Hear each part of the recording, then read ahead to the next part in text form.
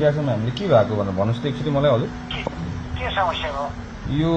हाम्रो जेएनजीहरूलाई तपाईँले पक्रिनु हुँदैछ अरे तपाईँले पुरा कोर्डिनेसन गर्नु हुँदैछ भन्ने सुनियो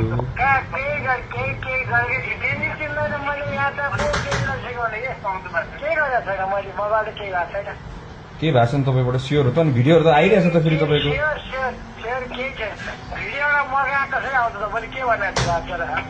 भिडियोहरू पुरा सर्कुलेट भइरहेछ तपाईँको मेयर साहबले यस्तो गर्यो उस्तो गर्यो भनेर धेरै थ्रेटहरू आइरहेछ भन्ने जस्तो कुराहरू सुनिरहेछौँ आइरहेछ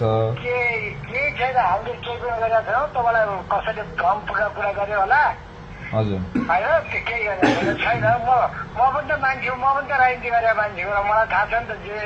मुद्दामा खपेर मान्छे हो केही पनि गरेर छैन तपाईँलाई कसरी गलत सूचना दियो अनि त्यो डाक्टर साहबको पछाडि गएकै हुनुहुन्छ भनेर सुनियो त्यो एउटा डाक्टर साहबको पछाडि जानु भएकै छ भनेर सुनियो होइन के हो खासमा त्यो कुरा चाहिँ डाक्टर साहबको पछाडि त के जानु पर्यो डाक्टर साहब आफै डाक्टर साहब हो डाक्टर साहब भएर काम गर्नु भनेको तपाईँ डाक्टर हो डाक्टर भएर काम गर्नु पर्यो भनेको छ ल मेयर साहब हामीले तपाईँहरूको सबैजनाको मर्म बुझेर हामीले तपाईँको स्थानीयहरू हामीले छुएको छैनौँ होइन अब एउटा रिस्पेक्टको आधारमा एउटा जनताको म्यान्डेट बोकेर एउटा चुनावमा खर्च भएको हिसाबले हामीले सबैजना चुप्लाएर बसिरहेको छौँ मेयर साहब होइन अब किनभने अब यो कुरा त तपाईँको अब करप्सन हुनु सुन्नुहोस् न मेयर साहब एकछिन म कम्प्लिट गरिहालेँ अनि हजुर कुरा गर्नुहोस् न है हामीले मुद्दा उठाएको तपाईँ करप्सनको अगेन्स्टमा हो होइन अब यो तपाईँहरूको मुद्दा होइन भने नि त्यही अनुसारमा हामी प्रचार प्रसार गरिदिन्छौँ होइन तर अब हजुरहरूको मुद्दा पनि यो छ हो यो व्यक्तित्वको विरुद्ध लाग्नु पर्यो अब देश साँच्चीको विकास गर्नु पर्यो भन्ने हिसाबले लाग्नुहुन्छ नि त तपाईँहरू हाम्रो एउटै टिम भयो होइन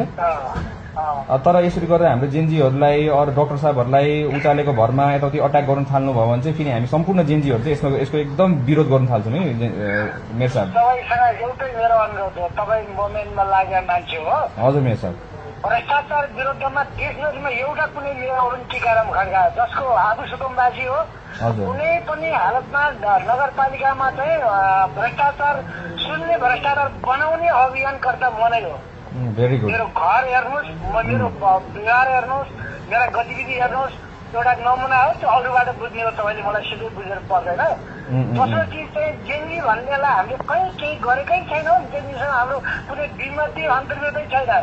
अब जेएनजीको नाममा आगलागी गर्नेदेखि लिएर गरे होला अब त्यो पुलिसले गर्ने अनुसन्धान यो मेरो क्षेत्र पनि होइन म कतै लागेको पनि छैन कसैले भने पनि छैन त्यो अनुसन्धान हामीले रोकिसक्यौँ आजदेखि परिवर्तन जारी हुन्छ गृहदेखि होइन ठिकै छ त्यो त मेरो कुरै होइन कि अब त्यो पुलिस पक्ड्ने पनि मेरो कुरो हुन्छ र नगरपालिकाले पक्ड्छ तपाईँलाई थाहा छ र होइन नगरपालिकाले फेसिलिटेट गर्दैछ नि त त्यस्तो त गरिदिनु मिलेन नि त कसैलाई केही गरेको छैन केही गरेको छैन यत्रो जलेर टेन्टमा बसेका छौँ हामीले कसलाई के भन्नु छ आफै जलेर चाहिँ के टेन्टमा बसेर सेवा दिइरहेछौँ अब कामै जल्ने गर्नुभयो त सबैजना तपाईँहरू मिलेर अब तपाईँहरूको भित्रभित्रबाट तपाईँहरूले एउटा गुट निकालेर गर्नु भएको भए बुढा मान्छेहरूलाई फाल्नु भयो टिकाराम खड्का जस्तो मान्छेलाई तपाईँले अपराध बोल्नुपर्छ भ्रष्टाचार गरी गर्नुभयो भने होइन त्यो त भनेको छैन मैले तपाईँलाई होइन सुन्नुहोस् न